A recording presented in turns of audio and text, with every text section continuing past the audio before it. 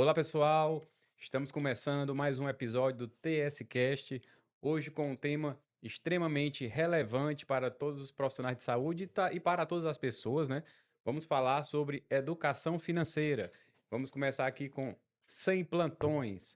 Faça o seu dinheiro trabalhar por você, um livro lançado especificamente falando sobre educação financeira para profissionais de saúde. Temos aqui a satisfação de receber o nosso amigo, Dr. Paulo Porto, médico anestesista, com bastante atuação, né, na área do investimento, com formações, MBAs nessa área. Ele vai falar um pouquinho mais para a gente sobre como é que ele chegou até esse caminho. Seja muito bem-vindo, Dr. Paulo Porto, aqui ao nosso TS Cast. Prazer, Abeté. Sempre é bom falar desse tema, né? Que nós, colegas médicos, normalmente somos bem desorganizados em relação a dinheiro. E a ideia do livro foi exatamente essa: foi tentar criar, digamos assim, um fluxograma, como nós médicos gostamos muito de protocolos, de fluxogramas. É como se fosse um manual de instruções para que o colega médico, pelo menos, não cometa erros que eu considero fatais, entendeu? E é sobre isso que a gente vai conversar hoje. Já conheço o Paulo aqui há quase uns 20 anos, né? Desde a Por época da aí. faculdade de Sobral, na UFC, onde ele se formou, né?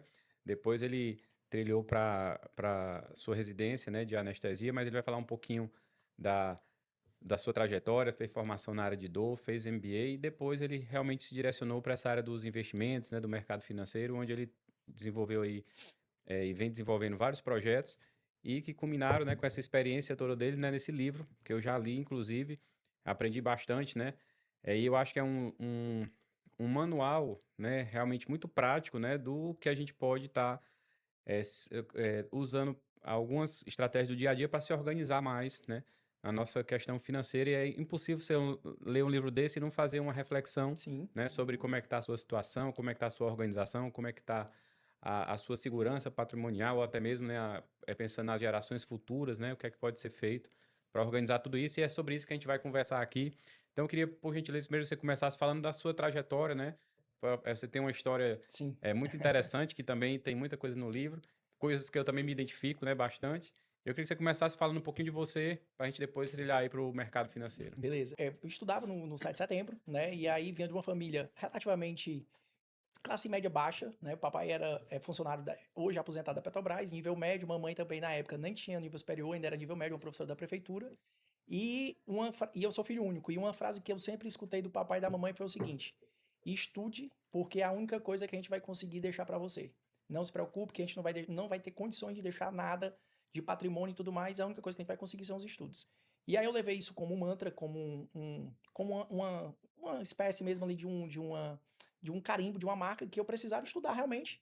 E naquela nossa época, né, a gente está falando aí de mais de 20 anos, na época que a medicina ainda era um ramo, né, não que não seja bom, mas hoje a gente sabe que o mercado é bem diferente, né, o mercado hoje tem muito mais colegas, né, entrando no mercado, mas naquela nossa época a medicina era um dos cursos que todo mundo imaginava, pelo menos que ao fazer medicina, a gente conseguiria mudar de extrato social, conseguiria melhorar realmente bem de vida. Foquei nisso, fiz alguns vestibulares, em torno de 20 vestibulares. Na época que a gente não tinha as particulares, tinha que passar na federal. E depois de várias tentativas, acabei conseguindo passar. Passei lá na UFC em Sobral. Fiz a minha graduação de 2003 a 2008 em medicina. Em 2009 foi um ano meu, aquele ano sabático que a gente tira para trabalhar, para começar a ter alguma coisinha na vida, estudar para residência, porque lá em Sobral na época, tu lembra, não tinha o Medcurso, o Med, né, aqueles cursos preparatórios para residência. Tive que fazer tudo isso em Fortaleza no ano de 2009. E graças a Deus, ao final desse ano, passei na residência de anestesiologia, no HGF. Fui residente do HGF de 2010 até 2012. E nesse período eu já estava começando a pensar nessa possibilidade de ter uma segunda, digamos assim, uma segunda renda. A gente sabe que a medicina, para nós médicos, sempre é a nossa renda ativa. Geralmente é o nosso, de onde a gente tira a maior parte do nosso dinheiro é do nosso trabalho. Eu sempre falo isso, inclusive no livro. Mas eu sempre fiquei imaginando na possibilidade de ter a tão famosa renda passiva, trabalhando juntamente comigo. E uma das coisas que eu sempre soube, né, que é até uma brincadeira, quando a gente estuda matemática, na fórmulas dos juros compostos, só existe uma variável que é exponencial, que é o tempo. Então, na minha cabeça, eu tinha que começar com pouco ou com muito, mas eu tinha que começar cedo. E assim eu fiz, né? O meu primeiro investimento, lembro demais, foi ali logo no ano de 2009, que ainda sem conhecer o que era o mercado, sem saber qual era o meu perfil de investidor, sem saber nada disso, achei logo que tinha que começar com as velhas e boas ações, Peguei meus maravilhosos R$ 22.000 que eu tinha na época, montei uma carteira de ações que em 3 meses estava ali com seus 7 mil. E aí eu disse assim, rapaz, isso aqui é aposta, isso aqui não é investimento, isso aqui é loucura. Reconheci a minha ignorância, reconheci a minha insignificância no mercado e acabei realizando prejuízo e achando que aquilo ali não era para mim. E passei quase 2 ou 3 anos pensando em toda aquela experiência.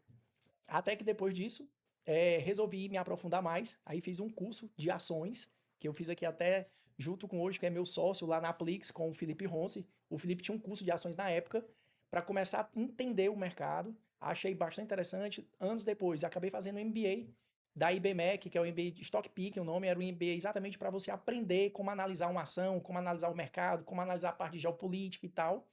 E aí foi andando devagarzinho, e aí a gente conseguiu construir minimamente uma carteira de investimentos. Eu digo sempre que a carteira de investimentos é apenas um dos pilares que uma pessoa deve ter para ter uma educação e uma saúde financeira boa. E estamos aí até hoje. E para pessoa que está assistindo aí, né, que pode ser um colega médico, que é recém-formado, pode ser um residente, pode ser um outro profissional de saúde, né, que ele está meio perdido, né, ainda não iniciou, assim, a sua estratégia, qual seria o primeiro passo, assim? O que eu sempre falo, Beto, é que a gente não pode pensar em investir sem a gente ter, digamos assim, uma certa capacidade de poupança. Para a gente ter uma capacidade de poupança, que basicamente é o que você ganha menos o que você gasta, você obviamente não pode ter dívidas. Então, um dos erros muito comuns que a gente vê dos colegas, principalmente dos colegas médicos, é qual? A gente sabe que a nossa faculdade é uma faculdade dura, é uma faculdade de 6 anos de tempo integral, que a gente não consegue, na maioria das vezes, não consegue trabalhar, fazer nada fora. Normalmente, o colega emenda com a residência. Então, a gente está falando de uma pessoa que ela passou ali 6 a 10 anos parada praticamente, né, sem ter capacidade de ganhos maiores. E aí, a partir do momento que essa pessoa sai para o mercado, ela sai com aquela avidez, com aquela vontade absurda de resolver a vida, sem ter dinheiro ainda, né? Não tem uma capacidade de poupança ainda formada, e aí começa a comprar tudo que vê pela frente, e na maioria das vezes, através de financiamentos e etc. E aí se olha para um lado, olha para o outro, se vê extremamente endividado. Só que a medicina, a gente sempre diz que tem uma boia, né? Que é os plantões, por isso que o nome do livro é exatamente esse. O colega se apega aos plantões para achar que vai conseguir resolver a vida dele inteira dando plantão. E ao cometer esse erro, é um colega às vezes que não consegue sair para fazer uma formação, é um colega que não consegue fazer uma residência, às vezes é um colega que não faz uma especialização, fica naquele meio da medicina do início, que basicamente é posto de saúde, um plantão e etc. A renda muito baixa e o cara fica se sacrificando e sempre correndo atrás de pagar a conta. Então, o conselho que eu dou no início é exatamente esse: é você tentar se organize primeiro, pague suas contas, gere sua capacidade de poupança, que normalmente eu ensino no livro. Uma forma bem simples e prática de você gerar essa capacidade de maneira meio que automática é realizando o autopagamento. O que seria o autopagamento? Nós que estamos na batalha, a gente trabalha junto. Quem é que sai? O Abaeté acorda 4 horas da manhã para ir correr, não sei o quê, vem treinar, faz fisioterapia, consultório o dia inteiro. Então, nessa trajetória, quem é que vale mais, Abaeté? Você ou o boleto do carro? A gente tem que se pagar antes, né? Pronto. Aí é que tá o pulo do gato. O pulo do gato é exatamente esse. Eu acredito que a pessoa mais importante desse circuito somos nós próprios. Então a gente precisa se autopagar. Ao realizar o autopagamento, vou dar aqui um exemplo bem prático. Façamos de conta que ganhamos R$ 5.000 por mês. E eu acho que eu mereço pelo menos 30%. O autopagamento você pode ir aumentando, obviamente, ao longo do tempo. Você pode começar com 10, com 20, você vai conseguir naturalmente atingir seu ponto de equilíbrio. Mas eu sempre gosto do número de 30% porque eu acho que é um número extremamente factível e é um número que faz uma diferença. Então, por exemplo, eu ganho 5 mil, se o meu autopagamento é de 30%, R$ 1.500 ele vai ser compulsoriamente não gasto. Esses 1.500 vai gerar a minha capacidade de poupança. Então, eu vou deixar lá. Com isso, automaticamente, ao invés de eu pensar na minha vida nos R$ 5.000, a minha vida toda vai ser pensada em cima dos 3.500. Então, se eu quiser comprar uma roupa, quiser comprar um carro, enfim, tudo que da minha vida vai ser baseado em cima de 3.500 e não em cima dos 5 mil. E aí, ao gerar essa capacidade de poupança, a gente abre um leque formidável. Por quê? Porque a partir disso, eu vou conseguir montar uma carteira de investimentos, eu vou conseguir montar minha reserva de emergência, eu vou conseguir montar minha estruturação de proteção de riscos, nós médicos principalmente. Temos que ter um seguro de responsabilidade civil, a gente trabalha com pacientes, é bom ter um segurozinho de vida, é bom ter um DIT ou um CERIT para eventualidades do dia a dia, a gente pode sofrer um acidente, e normalmente nós somos a nossa empresa, né? apesar de sermos pessoas físicas, mas normalmente nós somos a própria empresa, então a nossa atividade laboral, na maioria das vezes, vem do nosso trabalho, e que às vezes um acidente, um afastamento pode comprometer todo, além de um ciclo familiar de proveção, de você sendo o provedor do seu lar, ainda tem um lance de você ter que mexer nos seus investimentos de maneira abrupta e bagunçando toda uma estratégia que estava montada. Então, basicamente é isso, é organização, estudo, né? E não se, digamos, se vislumbrar com as coisas que podem ser compradas mediante dinheiro fácil, porém caro. E no caso, a pessoa, digamos, se ele não conseguir de início, né, já começar com uns 30%, ele pode fazer uma Sim, programação, lógico, eu escalonando. acabei de falar, a gente pode, o 30% eu já considero como se fosse ali o teto. Obviamente que vai ter colegas no início de carreira que não tem filho, que não é casado. Eu no início, eu cheguei a mês de dia, minha capacidade de poupança chegar a 60%, entendeu? Mas a gente sabe que hoje no nosso padrão, tanto de vida quanto de famílias, né? Eu sei que o Abeto ajuda aí uma porrada de gente, da mesma forma que eu até hoje ajudo sempre meus pais, sempre chego muito junto. A gente sabe que essa capacidade de poupança às vezes acaba diminuindo. Mas o ideal é que você se organize, você se estruture. É o que eu sempre disse, o ideal não é começar com 50% ou com 5%. O ideal é começar antes de ontem. Não esqueça, o tempo é o seu aliado nesse processo. Esse ponto, né, como ele falou, existem diferentes realidades, né? Tem Sim. colegas que, por exemplo, se forma, ele já tem uma estrutura, né, familiar que dá um suporte, ou sei lá, tem todo um, Já né? tem uma família, por exemplo, pessoal, eu trabalho muito com oftalmo. Oftalmo a gente diz que oftalmo é o cartório da medicina, né? Normalmente vai passando de pai para filho. Então, as pessoas que geralmente que já tem uma clínica montada, que já tem uma estrutura, obviamente, que já, como a gente diz, né? O cara não saiu do negativo, ele já sai do positivo, É. entendeu? Aí, obviamente, é um pouco mais fácil. Mas não tiramos os méritos desses colegas também, né? Isso aí é mérito de cada um. Mas que é um caminho, digamos, menos difícil, com certeza é. E nesse ponto é que eu digo, como a gente estava comentando até num podcast alguns dias atrás sobre a corrida, né? Sobre a evolução dentro da corrida e a preparação para uma corrida, essa questão do investimento, ela pode ser muito feito um paralelo com a maratona, Sim, uma né? analogia. Onde é uma coisa, né? Que a gente vai ter que estar trabalhando ali ao longo do tempo, mas que também a gente não deve ficar se comparando, né, com o colega, com o Sim, do lado ali, porque cada um sabe a sua realidade, com né? certeza. Você tem que traçar uma estratégia bem personalizada, né? Sim, Dentro da sua realidade de vida e de contexto, né? Familiar e estrutural, natural. e que você possa ir progredindo, né? Dentro desse cenário, né? E no nosso caso, da medicina, não existe nenhum caminho mais fácil, não. Não existe nenhum caminho melhor do que exatamente o conhecimento.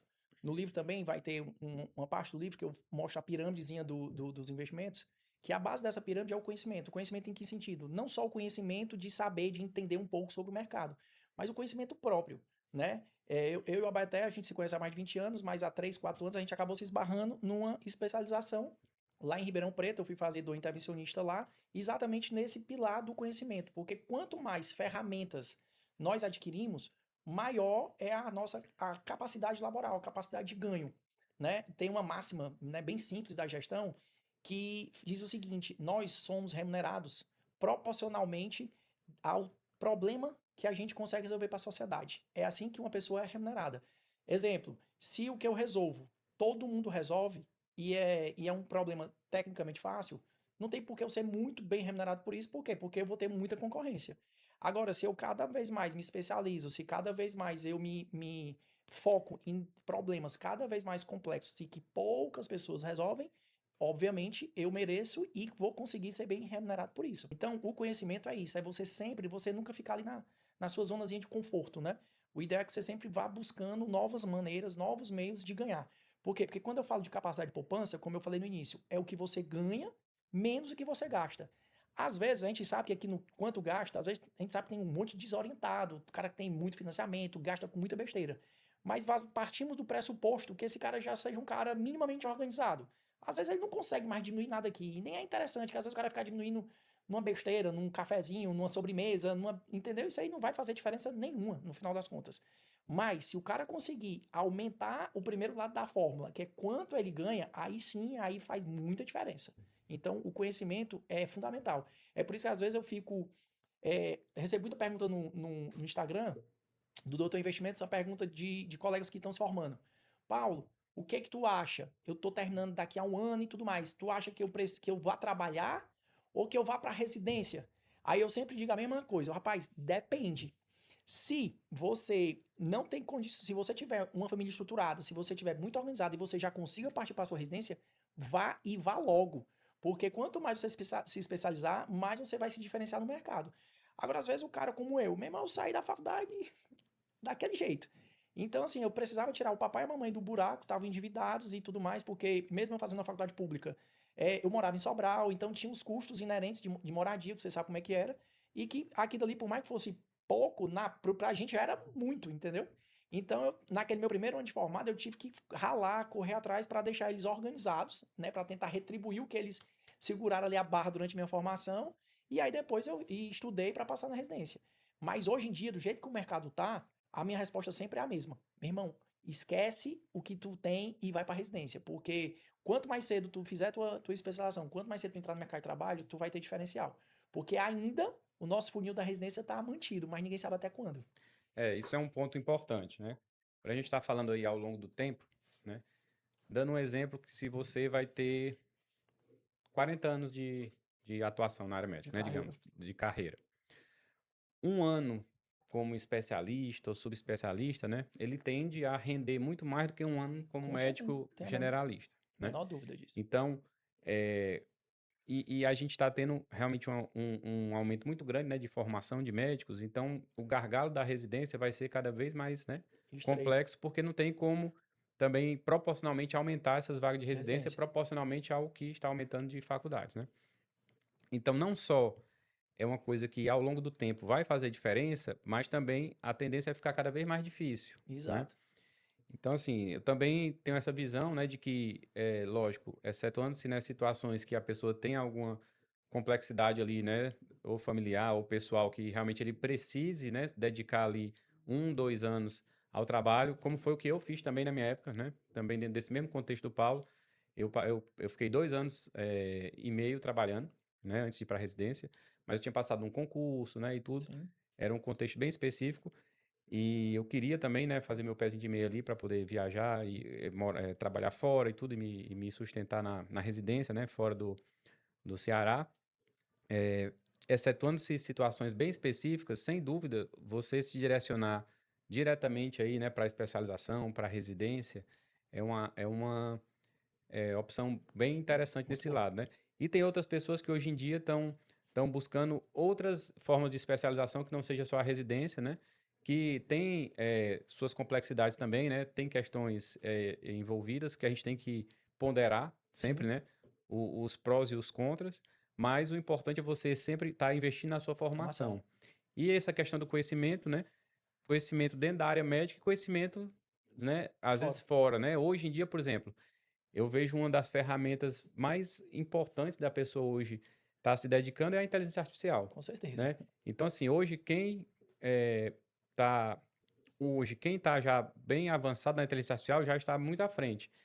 E quem não está, né, assim, já está no século passado, né? Passar. Não é mais uma opção, né? É uma Necessidade. necessidade, É uma né? ferramenta que já veio para ficar e rápido. É.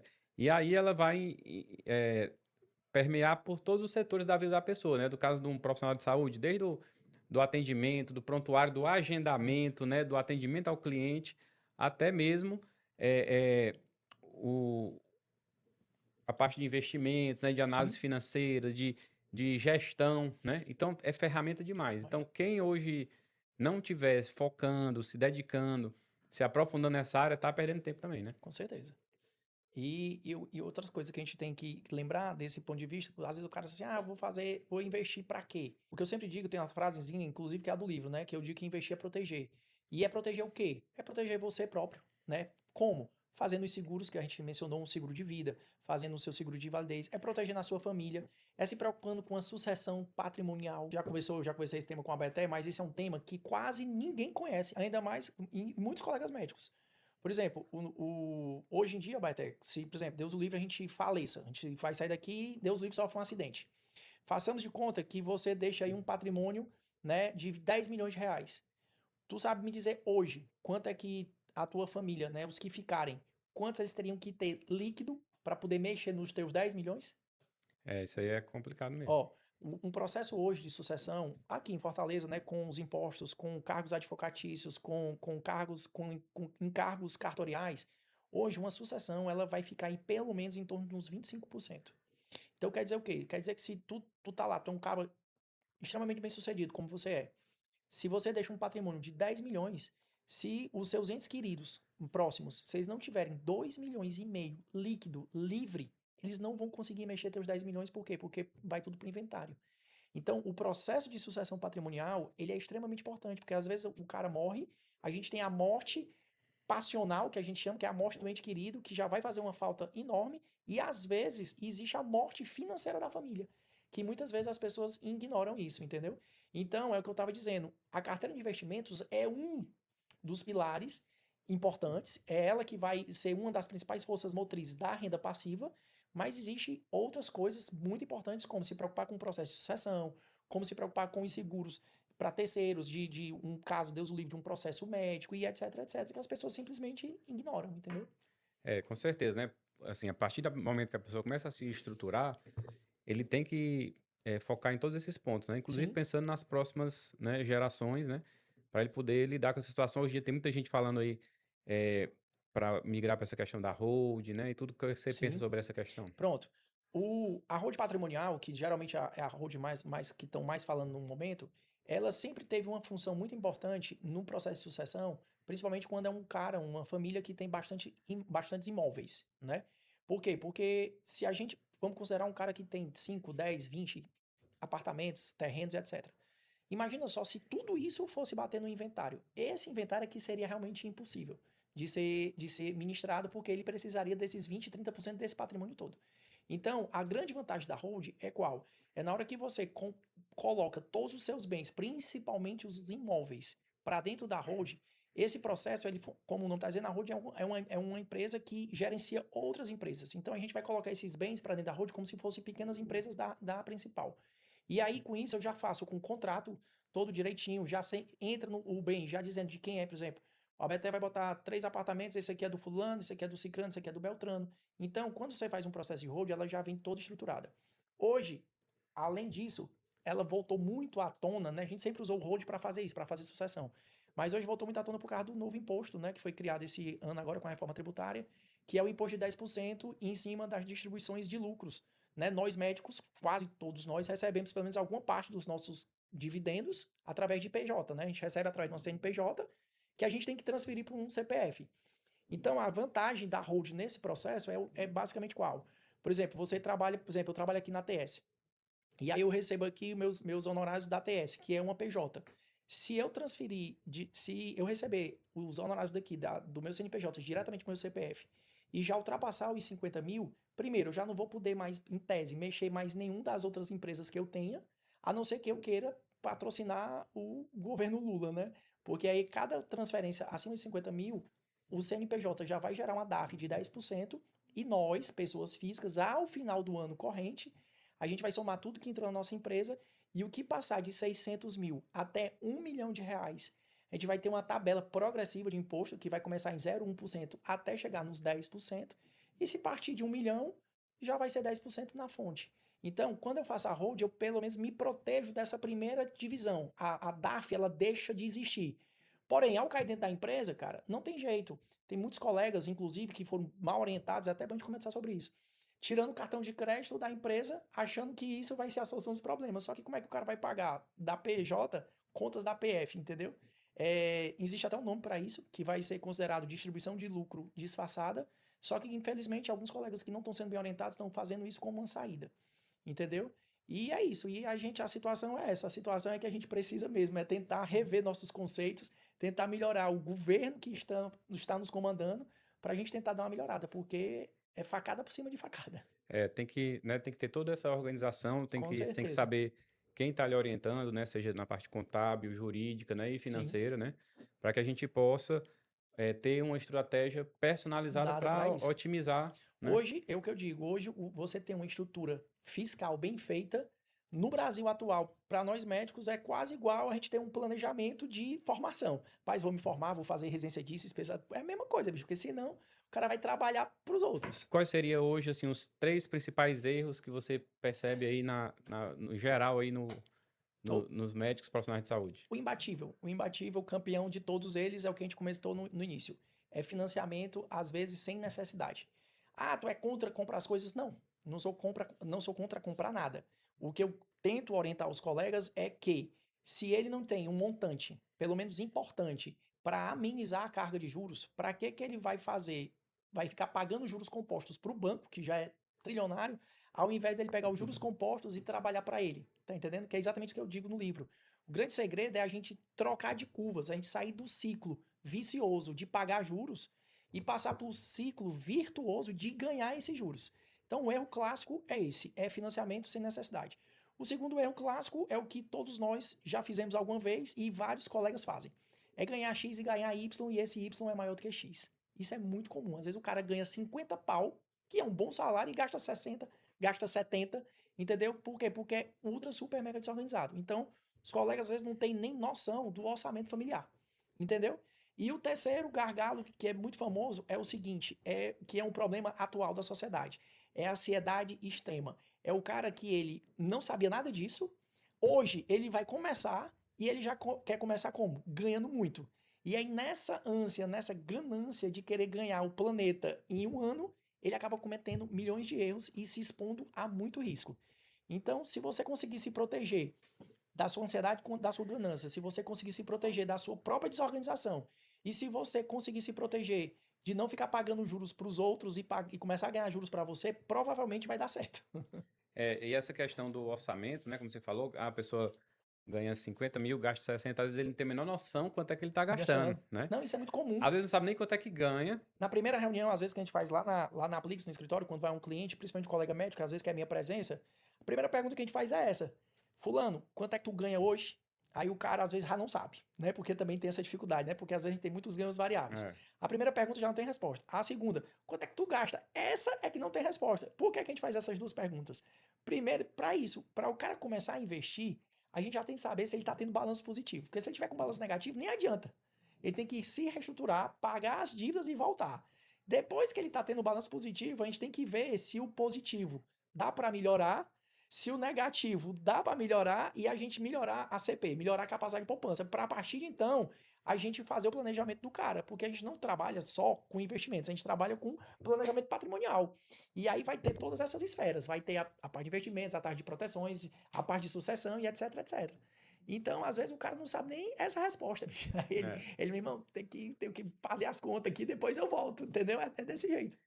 Isso aí eu acho que é um problema, assim, muito comum, né? Muito demais, Porque na nossa classe principalmente. aí bota não sei quantos cartão de crédito, né? Não sei quantas coisas. É que quando você vê o cara. Mas a desorganização é tão grande que foi por isso que surgiu o título do livro. Por que, que o título do livro é esse? É 100 plantões? É porque eu tenho uma aversão a plantão? Não, eu dei muito plantão na minha vida e acho o plantão extremamente importante, né? Sem plantão, não teria como as nossas emergências funcionarem. Mas foi um trocadilho que eu fiz. Porque às vezes o colega, nessa ânsia que a gente comentou, de querer tudo naquele momento, naquele minuto, o cara se confia sempre no plantão. E às vezes a gente diz que tem colega que tá tão endividado, que se ele tivesse condições de dar 100 plantões no mês, ele ainda não pagava as contas dele. Porque se a gente for considerar um mês padrão de 30 dias, 2 plantões, né? De um plantão de 24 horas são 2 de 12, o cara poderia dar 60 plantões convencionais, né? Seria o máximo, né? É. Aí eu sempre brinco, meu irmão, se o cara conseguisse dar 100, ele ainda não pagava as contas dele, entendeu? De tanta conta que o cara faz. Aí foi por isso que surgiu a ideia do 100 com o cifrão, 100 plantões, faça seu dia trabalhar para você, que é exatamente essa a ideia. É ao invés de você estar lá se matando, você pode dar seu plantão, não tem problema nenhum, você só não precisa dar os 60 do mês. Fazer esse dinheiro correr para você, né, com sua carteirazinha e fazendo uma renda passiva, entendeu? E pela sua, assim, experiência, pela vivência que você tem, até mesmo pela sua história, né, pessoal, o que é que você acha daquela pessoa que ele resolve fazer tudo por conta própria? Estudou e quer começar a investir, faz day trade, essas coisas. O que é que tu acha disso aí? Cara, é o seguinte, se o cara se acha, né? Se ele se acha capacitado para isso, às vezes é até bom que ele vá lá, teste, e se ele quebrar a cara, ele vai procurar um profissional. Mas o que a gente sempre orienta, se você não conhece, né? Aquela velha história, se você não conhece o caminho que você está percorrendo, peça ajuda. Não é demérito nenhum você pedir ajuda. Inclusive, existem várias e várias empresas e várias situações diferentes para você fazer seu planejamento bem feito. Nada impede que depois desse início você consiga tomar suas decisões, que inclusive é isso que a gente sempre propõe. O nosso modelo, né, quando a gente faz um modelo de negócio, a gente até prefere que o colega venha já com algum grau de conhecimento.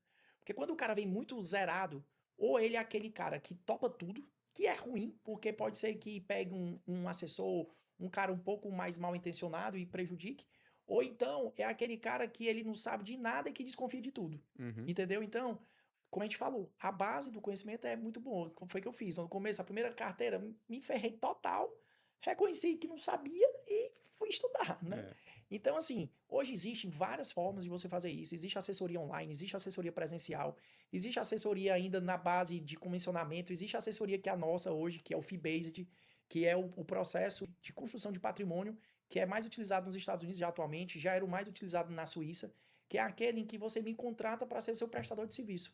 Eu não vou ganhar de você nem R$ 1 de comissão, você vai me pagar um valor como eu lhe pago para fazer um procedimento, como a gente paga a nossa serviço de internet, tudo, entendeu? Então, no Fee-Based, a gente consegue dar o máximo de transparência possível para o cliente, porque, inclusive, os produtos que eventualmente gerasse algum tipo de comissionamento, essa comissão ela cai diretamente na conta do cliente, ela não cai mais na conta do escritório, por quê? Porque quem me paga hoje é o cliente, não mais as comissões da XP, do BTG e etc e tal. Uhum. Então, sempre é bom, no início, pelo menos, você começar acompanhado, né? Quem começa, né, acompanhado junto, geralmente chega mais longe, né?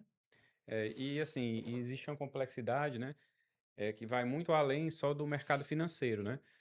Como a gente está passando agora, né, por uma guerra aí, né, no Oriente Médio, que pode, né, tomar proporções até muito É, maiores, né? A gente não sabe se, né, até que ponto ontem já isso. tínhamos 18 países, né, já com algum problema, né? Assim, cada dia vai aumentando, né, o problema. Sim, Ninguém sabe nem qual a proporção desse disso. problema e quanto tempo, né, vai durar esse problema. E já está dando várias, né, repercussões, né, na questão do petróleo, do gás natural, de bolsas, né? Sim. Então, assim, primeiro, se você pudesse comentar um pouquinho, né, sobre essa situação.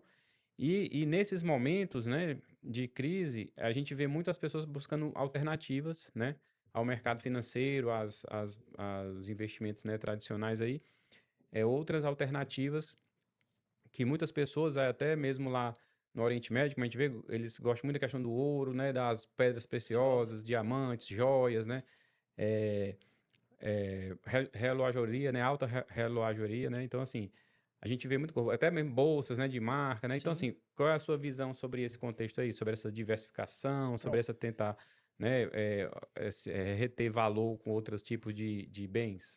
Num cenário geopolítico de guerra, né, quando tá acontecendo, como está acontecendo agora, graças a Deus ainda uma guerra localizada e etc, onde estava envolvido principalmente o petróleo, né? O Irã é onde tem ali o Estreito de Hormuz, onde passa praticamente todos os petroleiros daquela região passam por ali. E aí, quando isso acontece, obviamente, vira um pandemônio, né? Algumas ações acabam subindo, por exemplo, as ações que mexem com petróleo, com água, com essas coisas, acabam tendendo a aumentar muito. Por quê? Porque são itens de imediata sobrevivência. Né? Numa guerra, você precisa ter combustível, você precisa ter água. Então, geralmente, empresas que trabalham com isso, elas acabam se valorizando muito nesse período. Mas o medo, né? O medo se instala geral. E aí, quando o medo se instala, normalmente esse medo é acompanhado de retirada de valores, retiradas de dólar e etc e tal, e o que leva a uma derrubada completa no mercado. Nesse cenário, não adianta no início desespero. Não adianta você sair tirando tudo, por quê? Porque você pega uma estratégia inteira que estava pronta e você bota no lixo.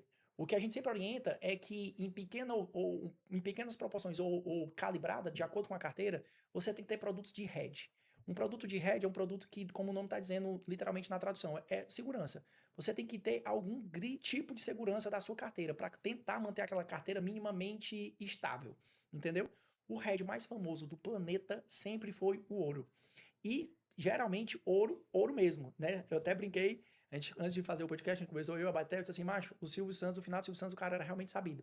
Porque quando ele dava os prêmios lá do baú da felicidade, ele dizia o quê? Ele dava uma maletinha de ouro e dizia o quê? Isso aqui vale mais do que dinheiro. E era a coisa mais certa do planeta.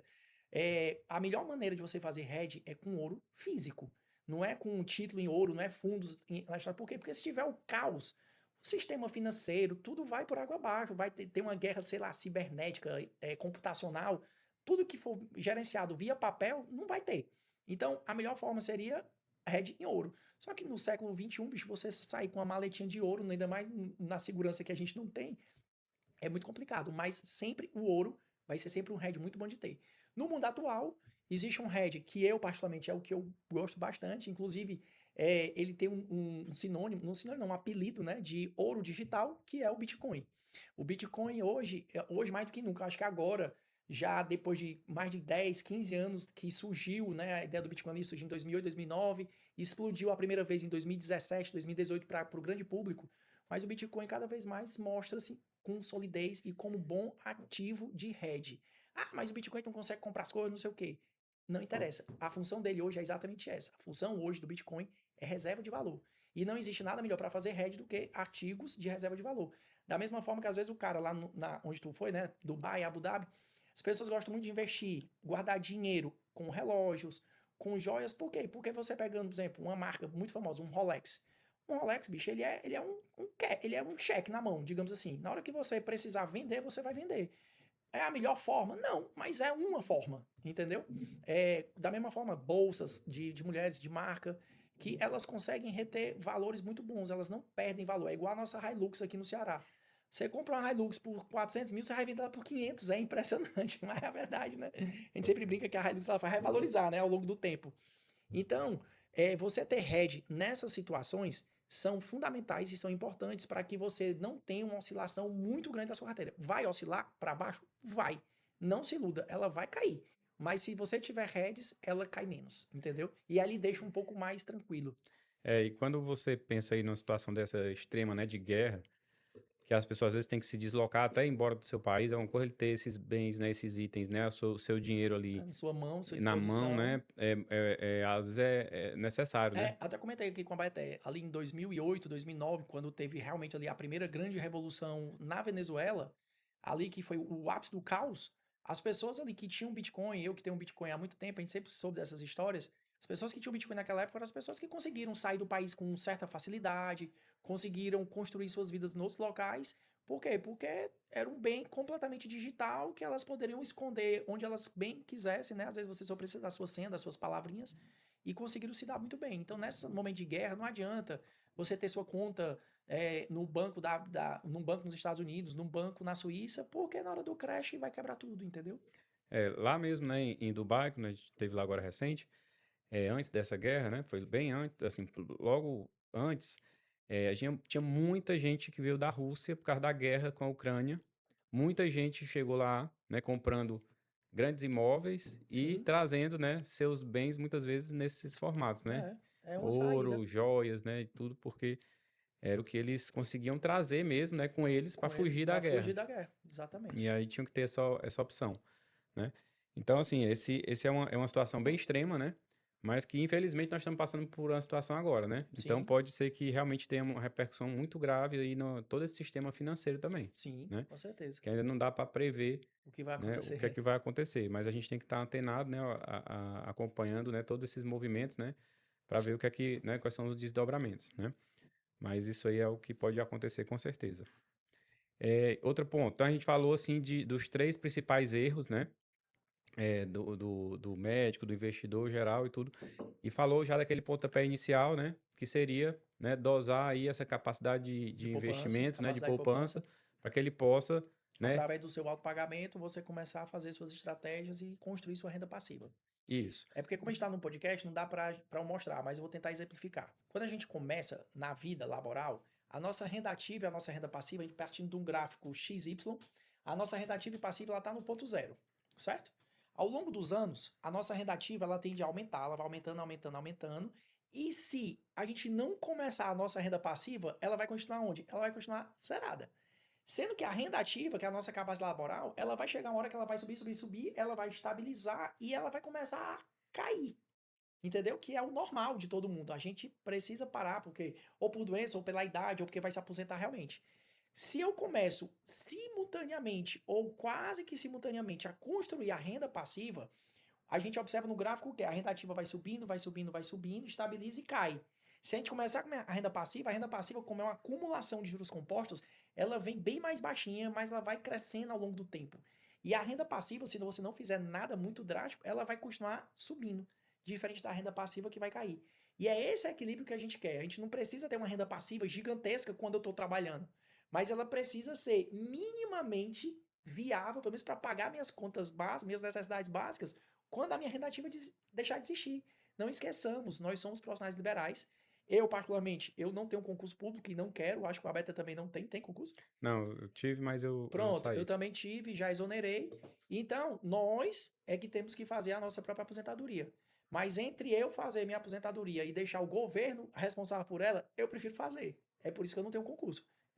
Enfim, e é isso. Então, a gente tem que trabalhar exatamente com essas rendas pensando nisso. Porque às vezes a pessoa acha, vou investir para ficar rico. Pode até ser que você fique. Mas o objetivo principal é proteção. É você ter sua renda passiva para, no futuro, você ter a opção de não estar trabalhando. Por que eu digo isso? Vou contar a primeira história do livro, tu deve lembrar qual foi o meu primeiro insight. Meu primeiro insight, eu voltando lá de Sobral, terminou ali a faculdade, terminei em 2008, tu tinha chegado lá há pouco tempo, tu formou em 2006, 2007, não É. foi por aí? E aí eu tô voltando de Sobral em 2009, já em Fortaleza, o Alexandre, que era da minha turma, assumiu a diretoria do Hospital lá da Calcaia. E aí precisava montar o time dele de plantonista. Aí, e aí, Paulo, bora, não sei o que, mas bora, tô dentro. Aí pega mais cara de plantão e tal, empolgado, né? Ganhar dinheiro, não sei o que. Rapaz, é quando eu chego no meu primeiro plantão. Aí você geralmente, né, você novinho, zerado, né? Cheguei todo, né, fazendo tudo que como manda o figurino, né? Querendo receber o plantão da enfermagem, dos colegas e tal. Aí quando eu chego lá no staff, eu sou o Paulo, tô no plantão, queria saber quem é o colega que tá comigo. Aí eu vejo um senhorzinho lá no cantinho ali do estar médico, com mais de 70 anos. Opa, colega, sou eu. Aí quando eu olhei assim, aí eu no meu subconsciente, meu irmão, tô lascado. Não porque eu ia dar plantão com um voo, um voozinho, né? Que aí eu ia ter que ajudar ele, que eu não ia deixar ele se lascar só, né? Eu ia ter que trabalhar junto pra ele. Mas assim, rapaz, alguma coisa tá errada. Ou eu apostei todas as minhas fichas na medicina, achando que ia ser minha alforria, ou então tem alguma coisa muito errada. Aí eu fiquei com aquilo na cabeça, e quem me conhece sabe, eu detesto conversar, né, Beto? Eu converso muito pouco. Aí quando foi no segundo plantão logo, eu cheguei pra ele, fulano, doutor, fulano, pai, posso fazer uma pergunta pro senhor? Mas o senhor não fica com raiva de mim, não? Ele, não, Paulo, pode perguntar, fica à vontade. Eu disse assim, doutor fulano, o senhor tá aqui hoje, num plantão de clínica médica de emergência porta aberta, que a gente sabe que é o caos. Porque o senhor gosta, porque ele podia gostar, né? Podia não querer ficar em casa, ou porque o senhor precisa. E eu querendo que ele não dissesse a segunda resposta, né? Ele, Paulo, bom você perguntar isso. Meu filho, eu tô aqui porque eu preciso. Eu mesmo, mas por quê? Me explique o que foi que aconteceu. Ele, Paulo, é o seguinte, na minha vida, eu era cirurgião. Ó, ele era cirurgião e tava dando plantão de clínico. Eu fui cirurgião, ganhei muito dinheiro, você não imagina. Comprei muitos imóveis, inclusive tenho alguns hoje, mas que eu não consigo vender, ou o pessoal quer pagar preço de banana e eu acho que não vale a pena. Aí não consegui fazer uma estratégia, uma educação financeira, e agora eu tô com 2 filhos, fazendo medicina, numa faculdade particular. Então eu preciso estar aqui para pagar a faculdade deles. Aí esse erro vou tentar não cometer. Então, por que que eu trabalho muito a renda passiva? É exatamente para isso. Na minha carteira, na minha estratégia de carteira, que essa é a do exterior, eu mando dólar todo mês para fora, não é porque eu quero ser chique e ter dólar, não. É porque essa em dólar, que teoricamente é uma moeda melhor do que o real, já é pensando se as minhas atuais 3 meninas inventam, macho, de fazer medicina e vão fazer uma particular, vou ter 3 faculdades para pagar quando eu tiver, ó, na curva da ativa. Então, desde hoje, eu já boto na caixinha pensando que é para isso. Se não precisar, ótimo. Sim, Mas já tá se coberto. precisar, já tá lá, entendeu? Isso não deixa de ser um hedge, entendeu? Então, esse insight que foi desse colega, que eu tenho hoje ele muito apreço, gosto demais dele, demos muitos plantões juntos, mas é isso, ele abriu o jogo e ele tá certo, que é a história da grande maioria, entendeu? É desorganização, aí vai deixar o menino sem fazer faculdade, entendeu? É isso. E você comentou, né, essa questão aí do concurso público e da aposentadoria, mas assim, também é uma estabilidade, né, digamos assim, uma segurança bem questionável, né, porque Questionável, isso pode também mudar muito ao longo do tempo, né, muda. já Política, está cada vez, né, assim, menos benefícios do que já tiveram, né, no passado, e em via de regra são valores que não resolvem a vida da pessoa, não né. resolve. Então, assim, a estratégia pessoal, né, digamos, e própria é necessária, né, na imensa maioria dos casos, né? Sim. É porque, é assim, a gente veio a gente que é aqui eu tenho uma brincadeira que eu sempre faço, que no Ceará, principalmente, cidade aqui que a gente é do Nordeste, quando você vai, assim, pro Natal da família, aí se você encontra, assim, um tiozão seu, qual é o padrão de sucesso do nosso tiozão? São 3. É o tripé. O cara tem que estar casado, o cara tem que ter um concurso público e o cara tem que ter a casa própria. Então, se tu não é casado, se tu não tem a casa própria, mesmo que seja financiada, e tu não tem um concurso público, tu não é nada. Entendeu? Então, esse tripé, esse enraizamento, ele é muito comum, né? Aí eu até brinco, rapaz, o casamento, beleza. O casamento, ele é ótimo, porque, assim, se a mulher for parceira e tal, você vai crescer. Se não for, afunda. A casa própria, você precisa ter, o que eu sempre brinco, é que você precisa ter moradia. A moradia, ela pode ser alugada, ela pode ser emprestada, ela pode ser doada, ela pode ser invadida, às vezes, por uns colegas que tem ali em São Paulo, e ela, inclusive, pode ser comprada. Mas você não precisa ter a casa própria. Em algum momento, você deverá tê-la. Mas, é o que eu digo, no início, você precisa de moradia. Então, é isso que você tem que ter de insight. E o concurso público, eu sempre, como eu vim do 0, então, o teto, para mim, sempre me incomodou. E o concurso público é isso. O concurso público, ele não vai deixar eu voar. Ele vai me prender num teto e, infelizmente, nós que somos da área, isso é um fato.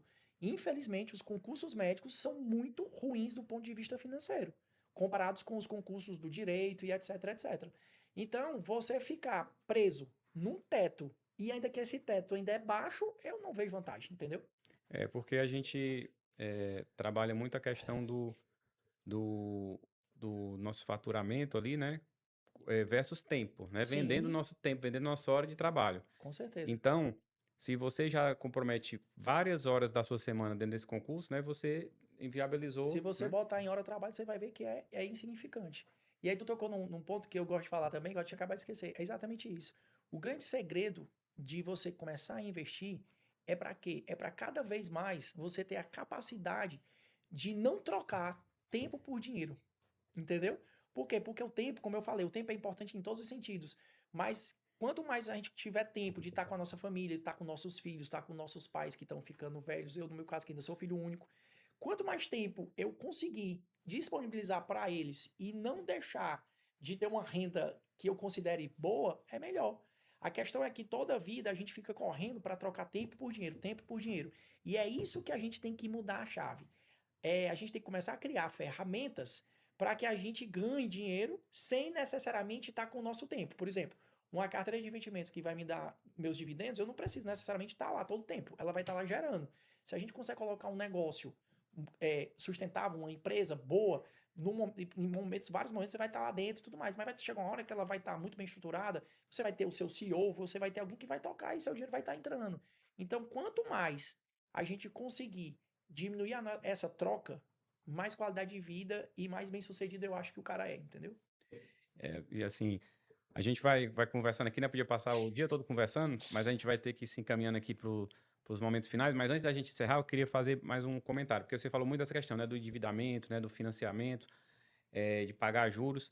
E eu queria que você comentasse um pouco assim, essa diferença do endividamento ruim do endividamento bom. Por exemplo, endividamento ruim para comprar bens de consumo, né? Por exemplo, endividamentos bons, por exemplo, você vai comprar um equipamento que vai te dar a possibilidade de fazer cirurgias, por exemplo, na oftalmologia, né? Tem que ter toda uma estrutura, né, de Pronto. equipamentos, ou enfim, na nossa área, né? Você tem laser, você tem andador de choque, tem equipamentos caros.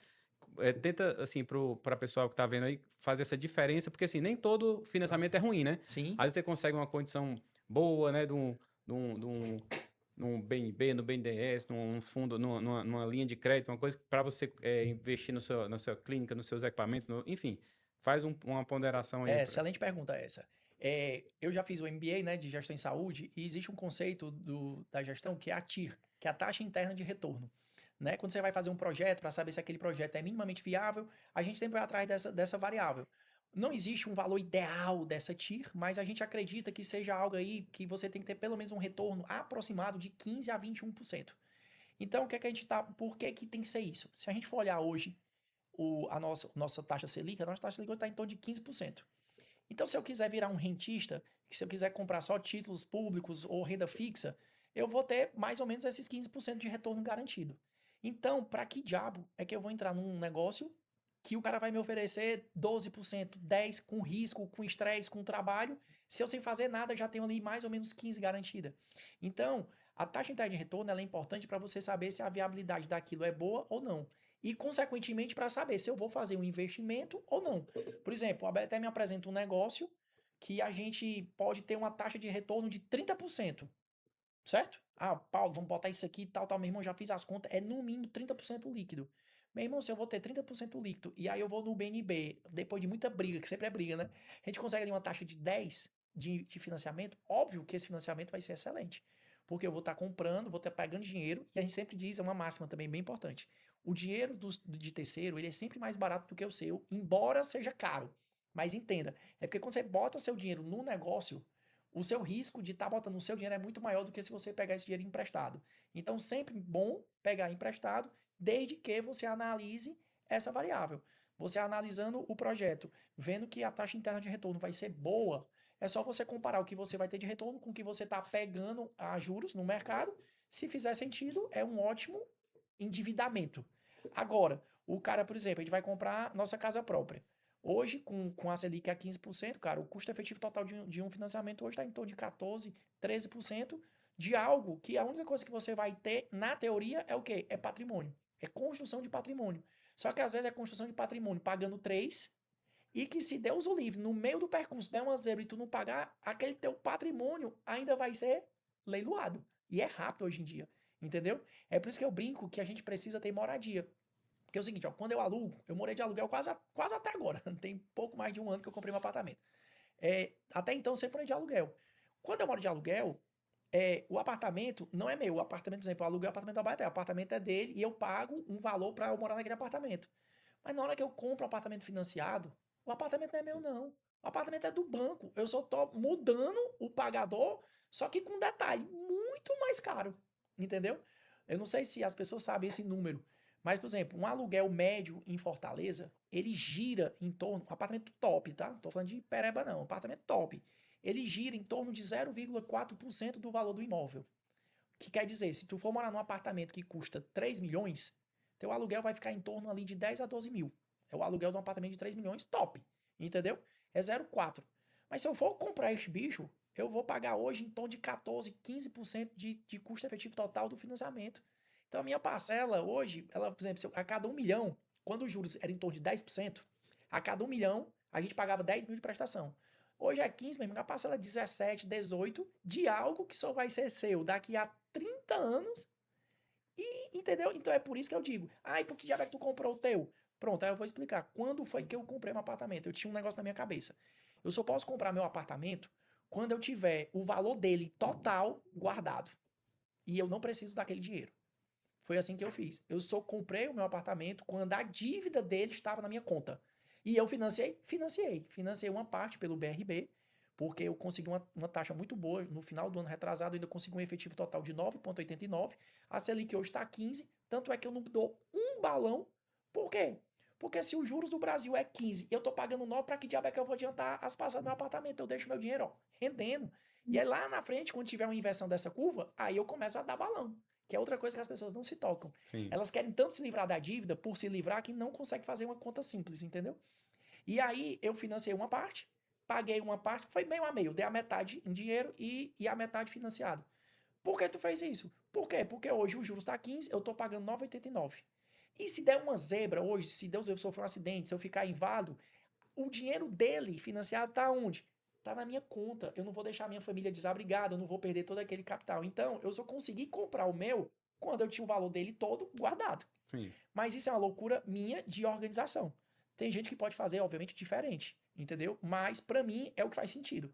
Por quê? Porque por causa disso, se der uma zebra, como a gente é liberal, a conta tá paga, pelo menos onde morar eu vou ter. Aí eu tiro o dinheiro, quita e tá tudo certo, entendeu? É. Então, pessoal, você vê que, né, vai fluindo aí, né, as conversas, esse tema ele é muito, É né, grande. instigante, né, A e gente não falou nem 10% do livro. tem muita coisa aí para discutir, né, com certeza desperta a curiosidade, né, e tem vários detalhes, mas a gente tem que encerrar aqui, de repente a gente combina outro momento, né, para continuar essa conversa. Vamos deixar vocês perguntarem, interagir, ter as dúvidas. Aí a gente marca um só para fazer o que vocês quiserem. Pronto, então vocês deixam aí nos comentários, né, as suas dúvidas sobre os temas que foram discutidos aqui, outros temas voltados para educação financeira e organização financeira, e a gente vai marcar um outro momento para conversar. Só agradecer aqui, né, a presença do Paulo, ele é extremamente ocupado, né, e também preza muito a família, né, o tempo dele com a família, com os filhos e com sua esposa e também com a sua religiosidade, né. Então, assim, a gente sabe que não é fácil você, no meio da semana, né, estar aqui com a gente nesse horário. Eu agradeço bastante aqui a atenção e o tempo aqui com a gente, tá bom? Foi um Muito obrigado. prazer, é sempre bom participar desse tipo de podcast. Eu gosto demais de falar desse tema, porque é exatamente o que a gente conversou no meio do programa, né? Nós médicos, a gente precisa cada vez mais olhar fora da nossa caixa. Se nós médicos conseguir, a gente com a capacidade que a gente tem de trabalho, de intelecto, de estudo, e se a gente conseguir concentrar isso para outras coisas, vocês vão ver como vocês vão voar mais ainda. A questão é que a gente é tão tecnicista e olha sempre numa reta só que a gente não consegue ver um palmo do nosso lado e um palmo do nosso lado pode ser algo muito interessante. E onde é que a gente encontra esse livro aqui, Paulo? Para o livro, Alberto, ele ainda tem alguns exemplares aqui na leitura, na leitura do Rio Mar, principalmente, e ele está na Amazon. Na Amazon você encontra também. Então, já li, tá, pessoal, esse livro aqui, Os 100 Plantões, Faça o Seu Dia Trabalhar para Você. Realmente, você consegue tirar vários insights, assim, poderosos para você aplicar na sua vida. E, com certeza, para você que também quer começar a se organizar, é uma excelente ferramenta. Então, recomendo. Então, na Livraria Leitura, para quem está em Fortaleza, no Rio Mar, ou na Amazon, 100 Plantões, Paulo Porto. Obrigado, meu amigo. Valeu, cara.